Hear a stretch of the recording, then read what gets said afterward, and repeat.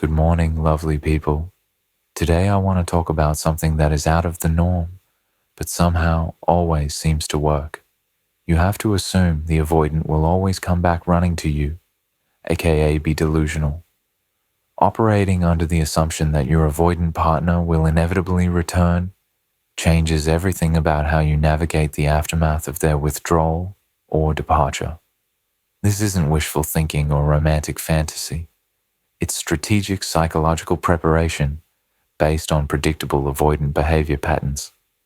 They almost always come back, and understanding this certainty allows you to maintain your power and make decisions from a position of strength rather than desperation.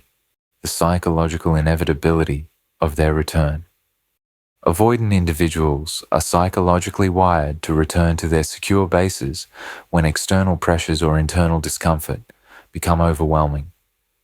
You represent their emotional safe haven, even if they can't consciously acknowledge this reality.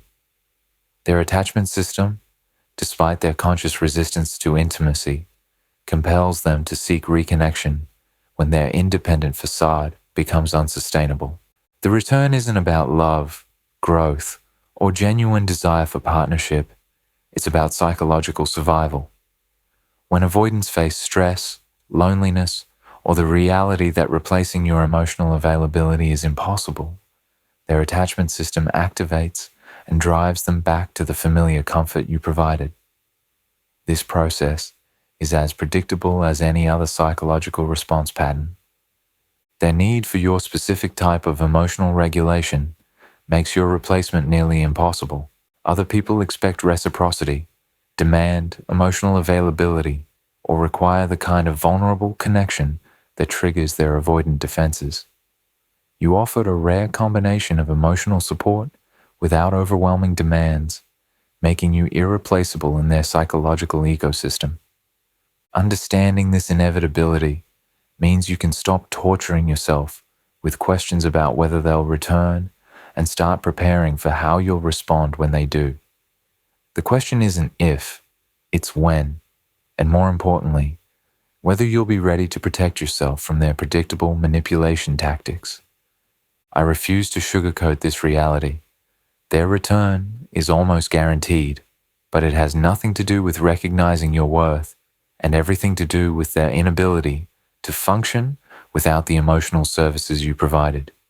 Don't mistake their psychological neediness for romantic epiphany. Why distance makes you more attractive to them. The psychological principle of scarcity makes your absence more powerful than your presence ever was in triggering their attachment system. When you were consistently available, they could take your emotional support for granted while maintaining their distance. Your absence creates uncertainty that activates their dormant fear of abandonment and makes them question their assumption that you'll always be available. Distance also allows them to idealize the relationship while forgetting the aspects that made them withdraw. They remember your positive qualities, the emotional comfort you provided, and the security they felt, while their memory minimizes the intimacy demands that triggered their avoidance. This selective memory makes returning to you feel appealing rather than threatening. Your unavailability also threatens their sense of control over the relationship dynamic. Avoidants feel secure when they can predict and manage others' emotional investment in them. When you become genuinely unavailable, they lose this control and begin to panic about permanently losing their emotional anchor. This panic often motivates their return more powerfully than any conscious recognition of your value. The competitive aspect of human psychology also kicks in when they realize you might be moving on or investing your emotional energy elsewhere. The possibility that someone else might claim what they took for granted triggers possessive instincts that override their conscious preference for emotional distance. Distance transforms you from a source of pressure into a source of comfort in their memory. Without the daily reality of your emotional needs and relationship expectations, they can fantasize about reconnecting without having to confront the intimacy demands that originally drove them away. The patterns that predict their return. Certain life circumstances almost guarantee an avoidance return, and recognizing these patterns helps you prepare rather than being caught off guard by their sudden reappearance. Major life transitions, periods of stress, relationship failures with others, or significant losses typically trigger their need for familiar emotional support and drive them back to you. Holiday seasons, anniversaries, or significant dates often prompt their return because these times activate their attachment system and make them crave connection they can't access elsewhere. Their emotional walls may protect them during normal circumstances, but special occasions break through their defenses and make them seek the comfort you provided. Career setbacks, health issues, family problems, or other major stresses overwhelm their capacity for emotional self-regulation and drive them to seek the calming presence you offered. During these vulnerable moments, their need for emotional support overrides their fear of intimacy and compels them to reach out. Failed attempts to replace you with other partners often prompt their return with renewed appreciation for what you offered. Other people's demands for reciprocity, emotional availability, or genuine commitment highlight how accommodating you were to their limitations. These failed replacements make them realize how rare your unconditional emotional availability actually was. I'm telling you this directly. Watch for these patterns and prepare your response in advance. Don't let their predictable return catch you emotionally unprepared or make you forget why the relationship didn't work originally. Their return is about their needs, not their growth. How to maintain your power during their absence. The key to maintaining power during their absence is genuinely investing in your own life, rather than waiting in suspended animation for their return. This means pursuing your interests, developing other relationships, focusing on personal growth, and creating a fulfilling existence that doesn't depend on their eventual reappearance. Resist the temptation to remain emotionally available in case they decide to return. Don't keep your schedule open, your heart ready, or your life on hold for someone who chose to leave. Your emotional availability should be earned through consistent behavior, not preserved for someone who abandoned it when it was freely given. Develop and maintain strict boundaries about what you will and won't accept if they return. Decide in advance what evidence of change you would require, what behaviors you won't tolerate, and what your non-negotiable standards are for any potential reconciliation. Having these boundaries established prevents you from being manipulated by their temporary charm offensive. Continue dating, exploring other connections, and remaining open to relationships with people who can actually meet your emotional needs consistently. Don't close yourself off from genuine opportunities because you're expecting someone incapable of genuine partnership to eventually return and suddenly become capable. Use their absence as an opportunity to heal from the relationship trauma, understand your own patterns, and develop the emotional strength necessary to handle their inevitable return from a position of power rather than neediness. This healing work is for you, not in preparation for them. Let me be crystal clear about this. You owe them nothing during their absence. No loyalty, no emotional availability, no consideration for their feelings about your choices. They forfeited any claim to these considerations when they chose to leave. The manipulation tactics they use upon return. When avoidants return, they typically employ sophisticated manipulation tactics designed to minimize their accountability while maximizing your emotional investment. They may present their return as evidence of personal growth, claim they've realized what they lost, or promise that things will be different this time without providing concrete evidence of change. Love bombing is a common return strategy where they shower you with attention, affection, and promises to make up for their previous emotional unavailability. This intense focus feels like the emotional presence you always wanted, making it easy to believe they've genuinely changed. However, this behavior is typically temporary and designed to secure your recommitment rather than representing sustainable change. They often minimize the impact of their departure, reframe their leaving as necessary space rather than abandonment, or suggest that the time apart was beneficial for both of you. This rewriting of history serves to reduce their accountability while making their return seem reasonable rather than manipulative. Future-focused promises become their primary currency, offering commitments about how they'll behave differently, communicate better, or be more emotionally available. These promises feel compelling because they address your previous concerns, but they're typically made without the foundation of actual personal growth work that would make them sustainable. They may also use strategic vulnerability, sharing carefully selected emotions or experiences that make them seem more open and available than they were previously. This controlled emotional sharing feels like progress, while actually representing calculated manipulation designed to trigger your caretaking instincts. I've seen this pattern countless times, and I'm telling you without hesitation, their return tactics are manipulation, not genuine change. Real growth takes time, effort, and professional support, not convenient timing aligned with their emotional needs. Why you should assume they haven't changed. The default assumption should be that their return represents their psychological neediness rather than genuine personal growth or increased emotional capacity.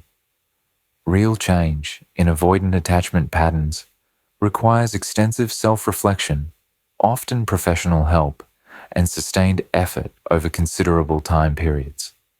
Spontaneous emotional availability, triggered by their discomfort with your absence, isn't genuine growth. Their return timing typically coincides with their own emotional needs, rather than evidence of personal development work. If they're returning because they miss you, feel lonely, or realize they can't replace what you provided, these are selfish motivations that don't indicate increased capacity for reciprocal partnership. Genuine change would be evidenced by accountability for their previous behavior, concrete steps they've taken to address their attachment patterns, and demonstrated ability to maintain emotional availability over time without external pressure. Without these elements, their return represents the same person with the same limitations, seeking the same one-sided emotional arrangement. The burden of proof should be entirely on them to demonstrate that they've developed the emotional capacity necessary for healthy partnership. Your default assumption should be that nothing has changed until they provide compelling evidence, otherwise through consistent behavior over extended time periods. Their promises about being different this time are meaningless without evidence of the inner work necessary to support different behavior. Words are easy. Sustainable emotional availability requires fundamental changes in their relationship with vulnerability and intimacy that don't happen through missing someone. The strategic advantage of expecting their return. Expecting their return gives you enormous strategic advantage because it prevents their reappearance from catching you emotionally off guard or triggering desperate hope for reconciliation. When you know they're coming back, you can prepare your response and maintain emotional equilibrium instead of being overwhelmed by surprise and hope. This expectation allows you to continue building your life without the constant wondering and emotional suspension that comes from uncertainty about their intentions. You can invest fully in your own growth, other relationships, and personal goals without the distraction of hoping for their return or fearing it won't happen. Knowing they'll return also helps you recognize their reappearance for what it is: predictable psychological neediness rather than romantic revelation. This clarity protects you from being manipulated by their temporary emotional availability or convinced that their return represents genuine change without evidence. The strategic advantage extends to being able to set conditions for any potential reconciliation from a position of strength rather than gratitude. When you expect their return, you're not grateful they came back. You're evaluating whether their return offers anything worth your consideration. This expectation also allows you to observe their return tactics objectively rather than emotionally. You can recognize love bombing, future promising, and other manipulation strategies because you're prepared for them rather than being swept up in the temporary emotional intensity they create. I cannot stress this enough. Expecting their return is your psychological armor against being manipulated by their predictable neediness, disguised as romantic epiphany. How to respond when they inevitably return. Your response to their return should be measured, skeptical, and focused on evidence rather than promises. Don't allow their emotional intensity or declarations of change to override your rational evaluation of whether they've actually developed the capacity for healthy partnership. Their return is an opportunity to assess their growth, not an automatic reason for reconciliation. Require concrete evidence of personal growth work, such as therapy, self-help efforts, or specific steps they've taken to address their attachment patterns. Promises about future behavior are insufficient. You need evidence of current emotional capacity and commitment to continued growth. Without this evidence, their return is just emotional manipulation. Maintain your own emotional independence and continue investing in your life, regardless of their return. Don't immediately reorganize your priorities, cancel other plans, or become emotionally available just because they've decided they want you back. Their timing doesn't obligate your immediate emotional investment. Set clear conditions for any potential reconciliation and stick to them regardless of their emotional appeals or manipulation tactics. These conditions should address the fundamental issues that caused the relationship problems originally, not just their temporary promises about being different. Take your time evaluating their return rather than making immediate decisions based on their emotional intensity or your own hope for reconciliation. Genuine change is demonstrated through consistent behavior over time, not through dramatic returns and temporary emotional availability. Here's my non-negotiable stance. Their return earns them consideration, not commitment. They left once, and they'll leave again, unless they've done the fundamental work necessary to address their attachment patterns. Don't bet your emotional well-being on someone who's already proven they'll abandon you when intimacy becomes uncomfortable. The reality about their capacity for change. The harsh reality is that most avoidants who return haven't fundamentally changed their emotional capacity or relationship patterns. They've simply reached a point where their discomfort with your absence exceeds their discomfort with intimacy temporarily. This temporary shift in comfort levels doesn't represent lasting personal growth or increased emotional availability.